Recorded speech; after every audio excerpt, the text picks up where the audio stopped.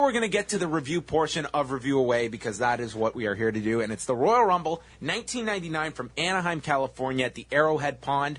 And at this point in time, Wai, this event took place 3 weeks after our review last week of that January 4th Nitro, all in that same January 1999. Yeah, what was odd about doing that review last week was the whole issue surrounding that last podcast was the January 4th, 1999. It was the day that we saw the finger poke of doom between Hulk Hogan and Kevin Nash. And it was also the same night that Mick Foley won the world title for the first time. And then the next day on Impact, the show closes with Kevin Nash, Hulk Hogan, and Mick Foley all in the same scene. I just thought that was so bizarre. 11 years later. 11 years later, and we haven't evolved at all. And no. I will say it was very, I don't know, somewhat.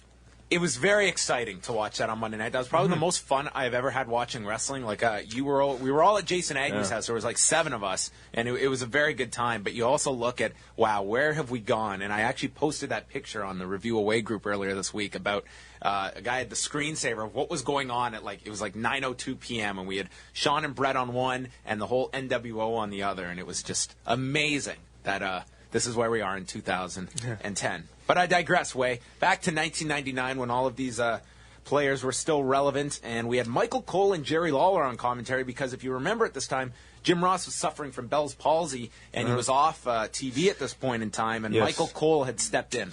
Jim Ross was actually backstage at the time in the gorilla position doing all the That's true, and we should mention that Beyond the Mat was filming this event backstage. So if you watch Beyond the Mat, it's really interesting if you had already seen this event because watching this whole event, I kept going back to Beyond the Mat. And, absolutely. And, we'll get to the main scenes from it throughout the show. Wai, I had an exclusive that you did not have because we should say that you watched this on a VHS I recorded of the actual event. Yep.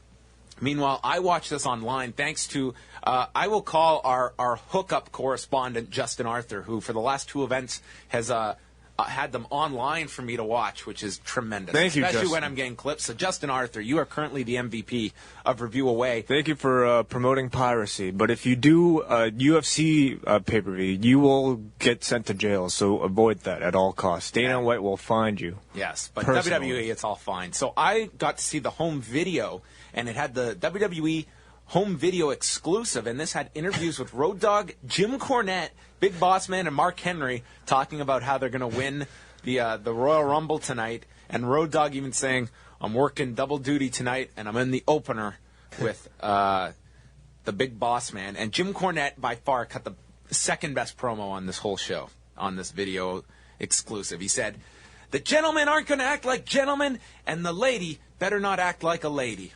In China, and did a way better job than I just did paraphrasing. Wow. No, just go ahead. The theme for this show, Wai, was No Chance in Hell, which everyone knows Vince McMahon uses now. And did you know, I looked this up, it was performed by the Chris Warren Band, who also does the DX theme. I'm pretty sure I knew that, just because they sound the same. No clue. I'd never really put 2 and 2 together there. Well, smart enough. It's the Royal Rumble, 1999, Wai, the first ever WWF pay-per-view I ever ordered on pay-per-view. Really? Wow. This tape that you are holding in your hand is historical. Anyway, 10-10-220 presents the Royal Rumble. Complete with a blimp, Wai. They had the 10-10-220 blimp, which it's amazing as you look at the evolution of sponsors as we've been reviewing these from Stridex to Nestle Crunch all the way up to a phone company now with 10-10-220. And this was at the peak of their success, wasn't it? 10-10-220. So apparently you would dial 10-10-220 and you would save on long distance. I think that was the deal. I thought it's not a collect call company. It's not like 1-800-COLLECT. I have no idea. I never used 10-10-220. Or 1-800-CALLATT. God. Remember David Arquette? Yeah, where you dial it, and that was the commercial. Where and it's all in a line. Fast. Oh. The numbers are all in line. Oh, God, that was lame. Our first matchup, Wai, the Road Dogg, the reigning hardcore champion, taking on the Big Boss Man. This was a non-title match, so the hardcore title not on the line. No, it was not a hardcore match. This was not into the confines of a hardcore match. Why give out such an important match on this pay-per-view? Why give out such Save an that important for time? TV. Yeah. Michael Cole noted it's the quickness and agility of the Road Dogg against the power of the Big Boss Man. I don't know how quick and agile Road Dogg was even in 1999. Yeah. Hardcore title not on the line. They announced it as a special challenge match. And Lawler says if the match was for the title, that the Boss Man would have killed Road Dogg. I then noted, what a shitty opening match. The high spot, 6 minutes into the match, was Boss Man oversold an elbow by Road Dogg and fell to the floor. Some fan had a sign at ringside way that I could not stop looking at the entire time, and it was for the old Tripod websites. Yes. It was members.tripod.com/Foley. I looked this up, and it has since been taken down and was an error. Do you remember Tripod? I do remember Tripod. They were like GeoCities, Yeah. There was Tripod, there was Xpage. I don't know if you remember. I used to have an Xpage. You used to have an Xpage. EXPAGE. That I did not remember. What was your Xpage of? It was just wrestling stuff. I was like 14, God. and I used to. I wrote about wrestling. Of course. I was a real nerd, Way. I've clearly evolved out of that, as Yes. you can see, talking about You're really cool now. the Royal Rumble '99. Yeah. Awesome. What did you take away from this match, Way? Road Dogg. Well, Road Dogg, Jesse James. I mean, just looking at this guy, 11 years later, you just have to ask, how did he ever get as over as he was? Especially, Way, when you look at the physiques on this show, Yeah. this is the most gassed up roster of guys we've ever done a review of. And here you have Road Dogg. this pale dude with Looked like a crack addict. with a dreadlock mullet. That's what he had. He just visually looked horrible. It was like this guy just caught fire by being part of a gimmick at a hot time and was allowed to wear a T-shirt. And allowed to talk like Snoop Dogg. I guess like hip-hop was breaking into the mainstream at the time, and no matter how you looked, as long as you could say for shizzle, you were edgy. Not to mention, he had huge heat at the time with The Rock, like one of the top guys in the company. This Really? guy was like Teflon. Horrible amazing. look, bad political decisions. I think once the whole DX thing finally fell through, and he did that thing with K Quick for a brief time, that's when people really started to realize this guy is shit. The Road Dogg. Sidewalk slam by Boss Man for the win. The highlight of the match for me was when Boss Man was smothering the mouth of Road Dogg, and he's yelling at ringside, "King, can it breathe? Can he breathe?" And Lawler just giggled. Okay. We then go to video highlights of Billy Gunn mooning Ryan Shamrock with a thong on, but it was all part of his master plan to get a match with Ken Shamrock. It was very smart by Billy Gunn to earn a title shot because the title was on the line in this next match. Ken Shamrock defending the Intercontinental Championship against Billy Gunn. Yeah. With a 1-hour time limit, they announced. Oh, boy. Howard Finkel, a 1-hour time limit. I would have been scared if these two even teased going an hour. They could have gone Sakuraba, Hoist Gracie. Okay, now logically, why would there be a 1-hour time limit on this match?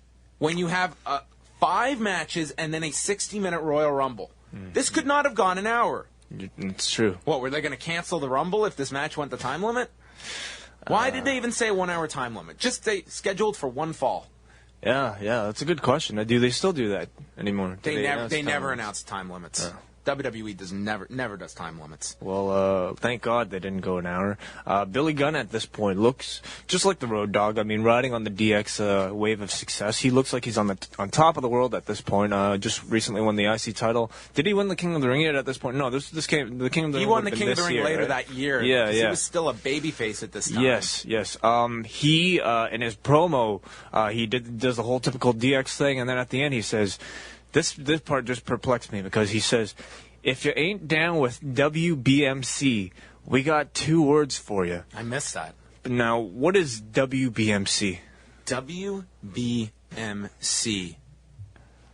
World's... WBMC. See, I need to see this. Well, I Googled it, and here's what I came up with. It could be one of 3 things. I have no idea. The World Beard and Mustache Championships. Or the Winkler Bergthandler Mennonite Church. Or the West Bengal Medical Council. So I guess... I don't know. Billy Gunn was shouting at one of these groups. How did I miss that? Because I would have written that down if I had heard that. I totally missed it. Yeah. Wow. He said that. I just picked up from that promo where Shamrock, come on down so you can get your ass whipped. And I might have just fast-forwarded after that point. We should note Ryan Shamrock, who was playing Ken's sister, was actually dating Ken at the time of this angle, and then later hooked up with Sean Waltman. Cole mentions like 3 times during this match that this is the first of 4 title matches tonight. And Cole, I just kept writing down Cole quotes because they were great tonight. The world's most dangerous man has been in fact dangerous tonight. Then Lawler came back with Shamrock smells blood, and instantly the camera was on Shamrock, and he said, I smell blood. No. Instantly, like seamlessly. Wow. I noted that. Notice that. Cole called a guillotine choke a unique maneuver, and then called it a vicious front face lock. Tim White got knocked out, so Val Venus came down and hit a DDT onto Shamrock, and they announced that Shamrock is really upset at Venus because he gyrated in front of Ryan. So you were essentially doing the exact same angle with 2 different wrestlers. Mm-hmm. Yeah. And Shamrock gets the ankle lock after a near fall by Gunn, and Gunn taps out. I actually thought this match was decent, largely because of Ken Shamrock. I think was, not a spectacular worker, but by no means was he. Yeah. When you look at some of the guys who have come over from MMA and trying to work a pro wrestling match. Actually, like John, he started out as a pro wrestler. A lot of people That's forget true. that. He was an indie worker, as Vinny Torelli. Well, he was a pro wrestler, and then he even before Pancrase, he trained in pro wrestling. To California. So you're right. He did have that base behind him, but I mean, just doing MMA for the solid 5 years prior. I mean, he came into it and was almost retrained by Brett at the time. And good use of psychology in this match, focusing on the leg, and he got that ankle lock really over. Yeah, absolutely. Yeah. And I think everyone thinks of the ankle lock with Kurt, and I think there was somewhat of an education process with that hold when Angle came in, because that move was instantly over when he started using it, after the Olympic Slam. That move in particular, really, it's really got a vicious, almost like psychotic feel to it that Ken Shamrock started with, but Kurt Angle, I'm sure, was totally inspired by and adopted for himself. We go backstage. Vince McMahon is with Shane, Pat Patterson, and Jerry Briscoe. And I remember these vignettes, the training videos with Shane and Vince. And this, to me, was when Shane was at his best. Because these videos, he was just playing like the crazy trainer, getting Vince ready, and with the motivational, sayings and everything. And I really enjoyed Shane in those videos. How long had he been on TV and up until this point? He had done, because remember, we did that Survivor Series from the November prior to that, and that's when they did the heel turn with Shane. Yeah. So he had been on TV, I think, because he started out as a commentator the previous summer. So probably 6 months at this point he had been on TV. Yeah. We go then to our second of 4 title matches. X-Pac defending, remember, the European title way against Gangrel. Yes. All I noted in this was X-Pac hit the X Factor for the win, and Gangrel looked heavy.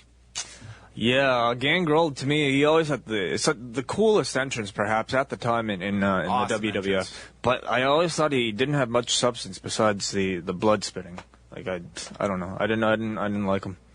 All 3 DX members were in the matches so far, so this was really just a showcase for DX. Cole calls X-Pac a martial arts expert. He's always been referred to as a martial arts expert, but what martial art is Sean Waltman an expert of? I don't know. I don't think he has any jiu-jitsu training. I don't know if he's... On IMDb.com, it says he's a judo black belt. Have you ever seen any instance of this judo? I've never heard of X-Pac being a judo black belt, but maybe we can try and find that out. Yeah. Kevin Kelly is backstage with Triple H, China, and Road Dogg.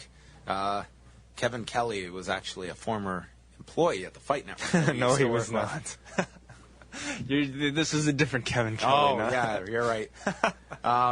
They looked about the same, though, in physique. The Road Dogg asks if anyone has seen a fight in the Armstrong family and clarifies that, yes, we are a family. That was probably inside for about no one who is aware of his brothers being in the industry. Yeah. And then Hunter says, tonight it's every man for himself. And then China adds, and woman. That's not a bad China voice, I gotta say. Yeah, China was in the Royal Rumble, everyone, which they built up China being in the Rumble so big that the one woman, and the payoff was fantastic. Fantastic, yes. Shane McMahon comes out to the ring and he introduces Luna. And then Shane says Sable has suffered a chronic back injury, and McMahon wants Sable to forfeit the championship. Sable comes to the ring and says, ring the bell. And it's Sable versus Luna for the women's title in a strap match. They had done this injury angle on Heat, and I was just surprised watching this whole show. The number of times that they would throw to the Heat. It's like their go-home show was Heat. They did all their big angles on Heat. There was a big slap where Vince McMahon slaps Austin. They had Mick Foley, your champion, wrestle a singles match against Mabel on Heat. They had Austin run over a bunch of cars with a limousine monster truck. It was way bigger than Raw the previous Monday. They did everything on Heat. And granted, you might think, oh, Heat, you're getting known. Back in the day, Sunday Night Heat did like the numbers that Raw does now. Like it wasn't crazy that Heat would do a 3.5 or a 4.0. That was their B show, right? They had no SmackDown. Yeah, they had no SmackDown. It's amazing. Less is more, everybody. Then we go to, the women's match. So Shane is on commentary with Cole and Lawler, and was not a fan of Shane here. He was ripping on Michael Cole. This was the same finish as every single WWF strap match I've ever seen, where the heel is choking the babyface and goes to hit the turnbuckle, and they're dragging the babyface, who, without the heel realizing it, hits him. And then at the fourth one, we had the stalker Tori run from ringside, attack Luna, and Sable hit the fourth turnbuckle first and gets the win. And not Tori Wilson, but the other Tori. This was the other Tori, who they never talk about. She did something that I've never heard the story about. She dated Kane. Yes, that's right, and she dated Kane once upon a time. And said Kane's balls were burnt. That's right, Tori. So Sable retains the championship.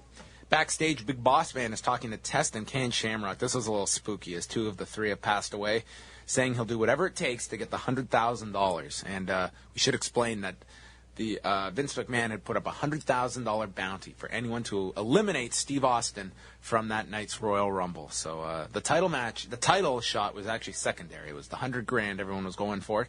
And then we go to a video package setting up the I Quit match between Mankind and The Rock.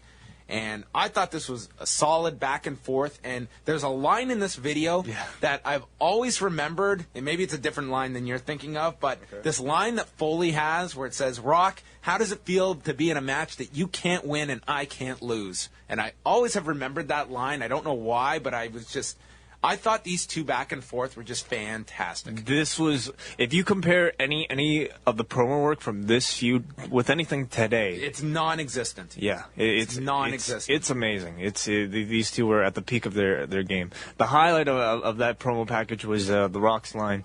The Rock's going to put you through the Spanish announce table, the French announce table, Ho Chi Minh Chow, the Chinese announce table. Were you offended by that? I was so offended, but I loved it.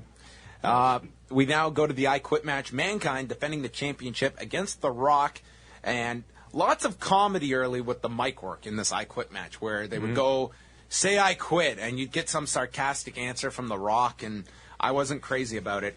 I enjoyed it. I mean, it showcased their personality while you had all this happen. I guess you're right. It could take away slightly. It did work. The match did work to the violence at the end of it. They got the comedy out of the way, which I guess at that time Rock was a very comedic character, but they both were. They both were. Now they work to a spot where they climb up to the entranceway, and Foley goes through this electrical equipment, and all I can think of is the scene from Beyond the Mat where we got Stand By Me playing underneath this. As in Beyond the Mat, they almost play this off as like a shoot or something, because they go to Mick Foley's daughter, who's in the front row as the lights go out. Well, let's talk about the actual match, and then get to that chair shot scene. I really just. That's all I know. Oh, okay. Well, basically, this is your very much like a typical garbage match. But I thought what separated this from all the other garbage matches that we were to see in the future was just the strength of their personalities, accentuated by their ability to use a microphone in this match, and their constant playing to the crowd, and the fact that this was perhaps the third or fourth match in the series, which sort of gave it a grudge match feel, where weapons and all that stuff would be necessary. Not the first in a typical hardcore title match that you'd see later on. So yes, you're right. They climb to the second deck of the stands. Foley jumps off, or The Rock knocks Foley off onto a a rigged electrical set, and suddenly the set collapses with Foley on top of it, and the lights go off in the whole arena, which was a nice touch. They even had Shane McMahon come out looking concerned for Foley. Then what I liked about it too is that today with WWE, when they have done spots like this where they have pyro and shit go off, and granted there was an element of that in this, but it was subtle enough that it looked like something had just blown up, and it wasn't some gigantic production where they've done it with John Cena before, where it's like he'll hit and it's just like you can't even suspend disbelief that something has actually happened. It was just he fell down, some sparks came up, and it was presented as a real big deal. And they hit the light switch in the arena, which that was it. Worked perfectly. It was simple, and I mean these two I found that they really really gelled together well, and this to me was what turned Rock into a main event guy. Yeah. Back in the ring, Rock handcuffs Foley behind his back. Foley still manages, to, however, use low blows and use his feet to fight back. But the Rock eventually delivers the corporate elbow onto a chair on Foley's head. But Foley still refuses to give up. And then we see the barrage of chair shots begin. And this is where I just completely started to hate this match. It was tough to watch, man. Like I hated watching this even then, and now it's like we've gotten so much like about what like Chris Nowinski's done about the dangers of like concussions and the unprotected chair shots, and I counted off fucking 10 unprotected chair shots, and the last one was just disgusting because Foley's back was to Rock, and he just fucking swung for the fences at the back of his head, which is the most dangerous spot to hit someone. It was ridiculous. And it even gets worse that when you read Foley's book, they had agreed on 4, and it was like Rock just went into business for himself and made the decision to go with 10. Like, to me, that's just unforgivable. Yeah, and if you thought it was tough just watching it on your own, try watching it from the perspective of the dude's wife and 4 and 6 year olds there. You know? This totally took me out of the match, and I was not a fan of this at all. And I know later it was, wasn't there a story too that like afterwards that Rock didn't come back to see if he was okay? What I had done actually hearing about that on YouTube, and I can post this link up on the Facebook group later, but on YouTube, some dude actually put this scene from Beyond the Mat onto YouTube with Mick Foley running commentary throughout it. I guess it was a bonus on the DVD. Oh, okay. And Foley talks about all that. He says he very much regrets the incident and thought it was a great match before all that stuff happened. He said also that the whole chair shots were his idea, but he never expected that type of reaction. He also said that he had no idea his kids reacted that poorly until he saw the movie. He said what was to be 5 shots turned to 11 shots. Oh, it's 5. Yeah, and he said he was very disappointed. 5 turned to 12? No, 11. Oh, 11. Which is I counted 10, and there were I'm sure there was probably an extra one. And he said he was very disappointed by The Rock not coming backstage to check on him, and he said he felt like he gave his body to somebody who didn't appreciate it. So, that was there just, you go. To me, it's like that, it stops being an entertaining match, and I know there's people, to me, this was more violent to me in retrospect than even the Hell in a Cell. Like, I know the Hell in a Cell was a lot of vicious bumps that at least he knew he was taking to a... They're both very violent matches, but to me, it's just the headshots. To me, I just never want to see unprotected chair shots. Like in Mick Foley at this point in time, he really, I'm not sure what was going through his head, because like he built his legacy on being this type of guy. But fuck, man, no one should be doing that stuff today. So from there, the match ends. Really shitty finish too, Way. Like this was the match built up, and the finish to me just sucked. If I was paying on pay-per-view, which I did, so I'm gonna bitch about this. Foley takes that last sick chair shot to the back of the head, so he's down stomach first on the entrance area, and Rock puts the mic down to the side of his face, and then you hear the loudspeakers of him saying, "I quit, I quit, I quit," from a previous promo where I think it was something like, "I'll never say I quit, I quit, I quit." Mm-hmm. To me, that's such a cheap finish to get out of a pay-per-view match. That's a TV finish at best. For your main event title match, I did not like it. I understand they were building to a rematch, but to me, they were building to a free match at the Sunday Night Heat, the halftime Heat show the next weekend. I guess my whole thing was, if they had that ability, why couldn't have they done this earlier before the chair shots? I guess you had to knock the guy out, but couldn't you I don't know. I guess the story was, here's this guy, he's taken all this punishment, and he never gave up. But I was not a fan of the chair shots, and the finish to me, that was just that was such a cheap ending. It's like you know. I thought it was a little creative. I mean, it's something that hasn't been done before for an I Quit match. I liked the match. I thought it was a great match. It was actually PWI's fan voted match of the year, 1999. Well, yeah, PWI says so.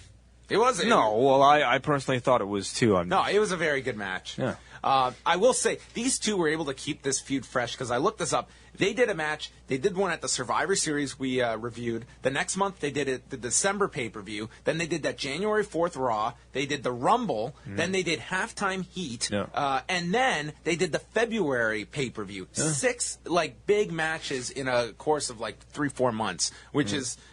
and then, actually, I remember that, because at the February show, they did some...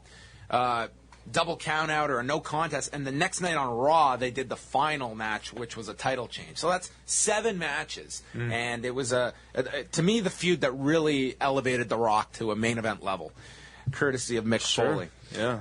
Now we go to the Royal Rumble, and I will say this way, I very much miss Howard Finkel giving out the rules of the Royal Rumble and Jerry Lawler breaking his balls over them.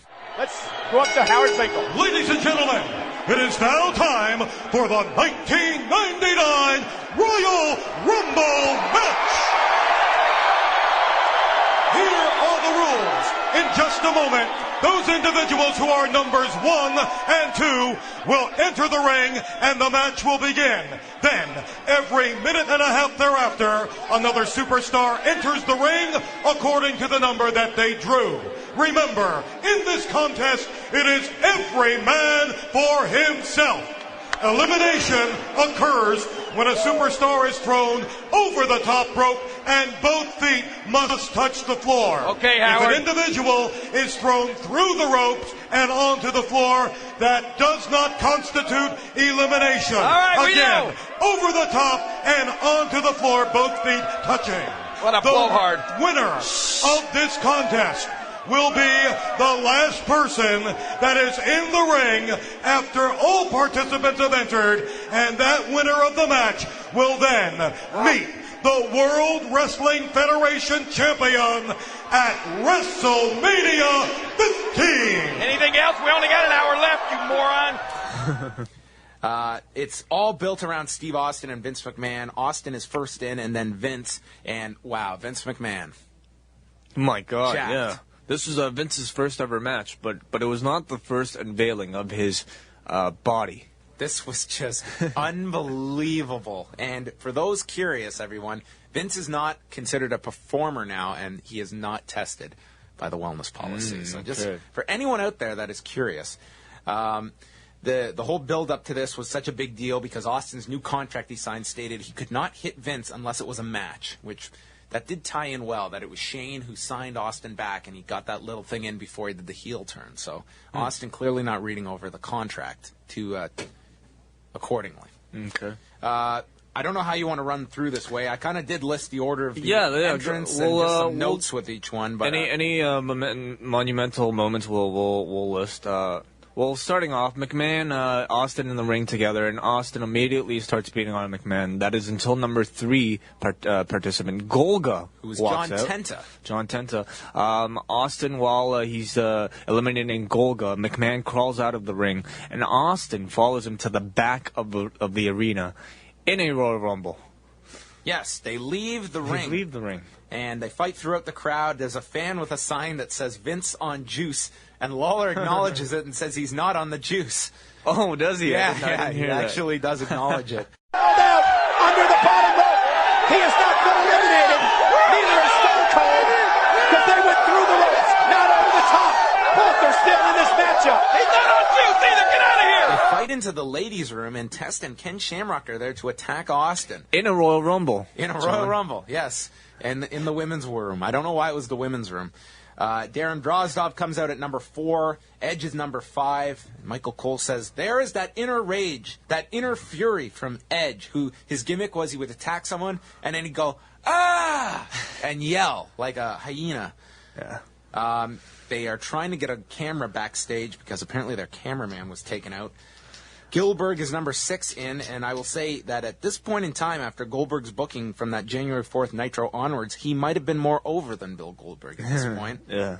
And then he's thrown out in 7 seconds. They then show Austin laying in the women's washroom, and they just show Shamrock and Bossman leaving with Bossman holding his nightstick, and then Austin is like stomach first on the women's washroom, and I don't know. I just thought of the Shawshank Redemption, and if Tim Robbins knew mixed martial arts, he would have been able to avoid that scene. Yes, you're right.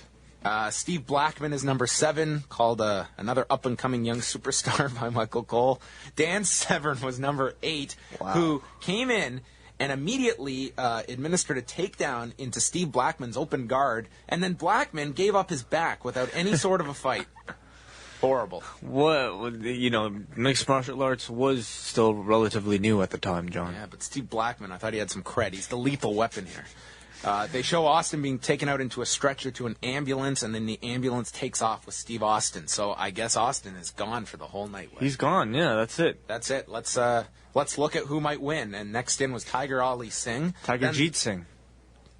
No, it's Tiger Ali Singh. The father was Tiger Jeet Singh. Oh, I'm sorry. Come on. Then the Blue Meanie was number 10, and then on number... What a fine collection of low to mid carders. I was going to say, these are your alternatives.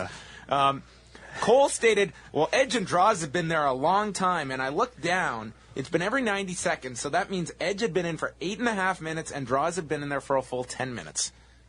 Yeah, Iron Men here. Number 11, there was no one coming out, and then we go backstage, and Mabel, fresh off his full singles match with the world champion on Heat, attacks Mosh of the Headbangers and takes his spot. And then... Mabel cleans house. And I actually have a funny story from the weekend, because I was down there, and the head PR person for this movie was asking me about the Fight Network, and he's like, wrestling? You mean like professional wrestling? I'm like, oh, yeah, we air a lot of professional wrestling. He's like, well, I actually used to be a referee in the Independents in Memphis, and I'm good friends with Jerry Lawler. I'm like, really? And he was telling me this story about how one time he came to referee the matches. He knows Corey Macklin. And he came to referee the match, and Lawler told the locker room, he's like, this is my buddy, he's done refereeing before, just leave him alone out there, don't pull any hazing shit. He's in the ring, and Mabel does a spot, and then he knocks into this guy, who's now the PR guy, takes his glasses, and he's like, referees don't wear glasses, threw them down, and he stomped on them. Wow. And he said, I never refereed again for those guys. We might have that match in the Fight Network. I don't know if it's in there, but if I spot this guy, he's now like, high-level executive here for a PR company. He's moved up, yeah. So, that was Mabel. Number 12, everyone, Road Dogg with his double duty, comes in and immediately eliminates Edge, which is very amusing in 2010. It is, yes. I don't know who this guy had favors with, but he was booked tremendously well in the biggest year of WWE. The lights go out, Undertaker's theme goes off, and the Acolytes and Midian take Mabel away, and this is the birth of Viscera. Undertaker appears at the entrance and hypnotizes Mabel, and Road Dogg is left by himself. If the match ended now, Road Dogg would be going to WrestleMania. Yes. Mabel meets the Undertaker on the ramp, and he stares at the Undertaker's eyes and starts getting dizzy, and he is now converted. So Mabel is taken away by what will become the Ministry of Darkness Way, one of the more controversial groups in Vince Russo history. Mm-hmm. So next in is Gangrel, who's also doing double duty tonight. Yes. He is eliminated by the Road Dogg, and then we'll just run through the rest. Yeah, let's go. Kurgan, who is now one of the stars of Sherlock Holmes. Is he? Wow. Yeah, I saw them. It was a shitty movie. Don't go see it. Okay. Al Snow, who's without head, who's been stolen by number 16, is Goldust, the Godfather, Kane comes in and just cleans house. He eliminates everybody, and then we get indie hospital workers come out in white straitjackets to take Kane back to the insane asylum. This angle, I do not remember at all. He was apparently in a mental institution, so Kane eliminates himself and runs through the crowd. It was so stupid. So he'd rather leave and give up a WrestleMania title shot than go back to the insane asylum. It was basically, this whole chunk of stuff was completely meaningless. There was no one in the ring that you ever could believe might win this Royal Rumble. Yes. Shamrock comes in, and this is when Vince comes back, and he's on commentary with Cole and Lawler under the assumption that he just wants to see someone win, and because Austin's gone, and he doesn't give a shit. Then we have Billy Gunn, who earlier fought Shamrock, if you remember. He's entered number 20, and Shamrock immediately goes to work on Gunn's injured ankle. At this point, well, first of all, Test comes back. Meanwhile, we see the Ministry put Mabel into a hearse. And Vince notes, Mabel will never be the same because he's getting the gimmick change. Ah, gotcha. And Austin, at this point, comes back driving the ambulance that he left in. Austin runs into the ring, eliminates Shamrock. Bossman comes out, then Triple H, then Val Venus, X-Pac. Test is also in there. Test, Mark Henry, Jeff Jarrett, D'Lo, Owen. Finally, number 30, China. All this build-up for China. Let me redo that because I had hiccups there.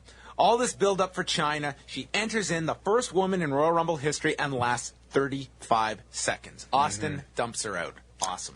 I thought it was a very interesting booking that they would do that. But great. I mean, you figure maybe some of the guys in the back would have had problems or something, but I don't know. Now, something they always do now is they always get down to the final four, where it's all four guys that you could at least conceivably believe might win this. For this, they dumped out Hunter before these final four, and it comes down. I'm not going to count McMahon because he was on commentary and kind of out of the picture, but we're down to D'Lo, Owen, the Boss Man, and Austin. Like, can't even suspend disbelief that anyone but Austin is going to prevail here, though I would be wrong there. You don't think Big Boss Man could have main evented WrestleMania that year? Well, he had. If you look at Wikipedia, he lasted over 18 minutes in this Rumble way, so he was probably getting a little winded by this time. Austin eliminates D'Lo, Owen, and Bossman, surprisingly, and then Austin and McMahon, they fight to the outside. They're in the ring, and The Rock comes down to ringside. They fight on the apron, and Vince dumps out Austin to win in 56 minutes and 38 seconds. And as of this event, it's going to be The Rock versus Vince McMahon at WrestleMania 15. Yes. The Rock and Vince McMahon. Austin and Vince McMahon. Or The Rock and Vince, yeah. Rock and Vince. Yeah. You know what? This was a totally overbooked Royal Rumble match. But I enjoyed, the nostalgia of seeing all these guys come out one by one. The Royal Rumble is always one of my favorite types of matches out there. So it's always a pretty fun show. Yeah. The focus was really not on the title shot at all. It was all about Austin McMahon, which was your big feud at the time, and the $100,000, which I didn't mind too much because everything was going to change so much for the title picture. WrestleMania was another 2-3 months away. And it ends with something that was at least different at the time. Yes. I mean, like it or not, McMahon was the biggest heel in the company at the time. For sure. And this was your biggest money-drawing feud in company history. So that was the focus of it. And, the WWF was doing monster business at this time, so it's hard to kind of criticize the main picture. And I give this one a 7 out of 10. I give it the same thing. The undercard was pretty weak, but they had a really good main event with Rock and Foley, and the Rumble match itself. To me, this whole show and this whole area of WWF was really made by the crowd. If the crowd was not as hot and into this stuff as much as they were, it would just be. That's really true. Like a hot crowd definitely translates. My one negative about the Rumble is something they try to avoid now is that you at least have a handful of guys you think could win this. In this match, there was no one outside of Austin you believed was going to win. So I guess in that sense, Vince was a bit of a surprise, but there was no one outside of that. You knew Hunter wasn't winning, and he was probably the next biggest star in this match. That's right. I guess at the time, you're right. There weren't that many top-tier stars. There was a lot of, the mid-card was booked pretty well, and that's what I think is a positive of Russo at this point, was making the mid-carders mean something, but they were never a threat to the top at this point, like looking up and down here. I mean, Test, Shamrock, Road Dogg. I mean, those were your biggest mid-carders. That's true. So anyway, 7 out of 10. Next week, we're going to review the first ever NWO sold-out pay-per-view from January of '97, and this is a horrible show. Okay.